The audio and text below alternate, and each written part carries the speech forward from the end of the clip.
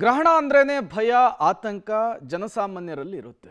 ಅದರಲ್ಲೂ ಕೂಡ ಮಹಾಲಯ ಅಮಾವಾಸ್ಯೆಯಂದಿಯೇ ಈ ಸೂರ್ಯಗ್ರಹಣ ಗೋಚರವಾಗ್ತಾ ಇರೋದ್ರಿಂದ ಅಥವಾ ಘಟಿಸ್ತಾ ಇರೋದ್ರಿಂದ ಸಹಜವಾಗಿಯೇ ಟೆನ್ಷನ್ನು ಆತಂಕ ದುಪ್ಪಟ್ಟಾಗಿರುತ್ತೆ. ಹಾಗಾದ್ರೆ ಮಹಾಲಯ ಅಮಾವಾಸ್ಯೆಯಂದು ಸೂರ್ಯಗ್ರಹಣ ಘಟಿಸ್ತಾ ಇರೋದ್ರಿಂದ ಜ್ಯೋತಿಷ್ಯ ಶಾಸ್ತ್ರಜ್ಞರು ಏನು ಹೇಳ್ತಾರೆ? ನಾಳೆ ಮಹಾಲಯ ಅಮಾವಾಸ್ಯೆ, ಸೂರ್ಯಗ್ರಹಣ ಬೇರಿದೆ. ನಾಳೆ ಮಹಾಲಯ ಅಮಾವಾಸ್ಯೆಯಲ್ಲಿ ಪಿತೃಪಕ್ಷವನ್ನು ಮಾಡಬಹುದಾ ಮಾಡಬಾರ್ದಾ ಅನ್ನುವಂತಹ ಗೊಂದಲ ಇದೆ ಜನಸಾಮಾನ್ಯರಲ್ಲಿ. ಗ್ರಹಣದ ದಿನ ಶ್ರಾದ್ದ ಕಾರ್ಯವನ್ನು ಮಾಡಬೇಕಾ ಬೇಡವಾ?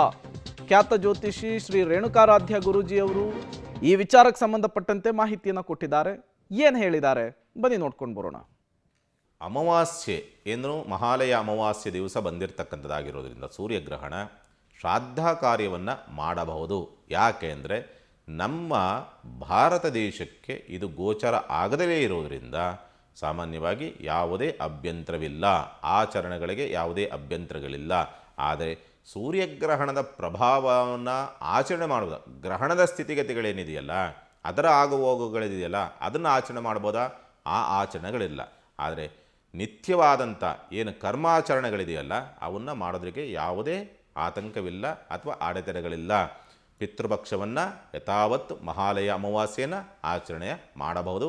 ಯಾಕೆ ಅಂದರೆ ಸೂರ್ಯಗ್ರಹಣ ಅಂತಕ್ಕಂಥದ್ದು ಹಗಲು ಹೊತ್ತು ಬರ್ತದೆ, ಆದರೆ ಸೂರ್ಯಗ್ರಹಣ ರಾತ್ರಿಯಲ್ಲಾಗೋದ್ರಿಂದ ನಮಗೆ ಗೋಚರ ಆಗುವುದಿಲ್ಲ.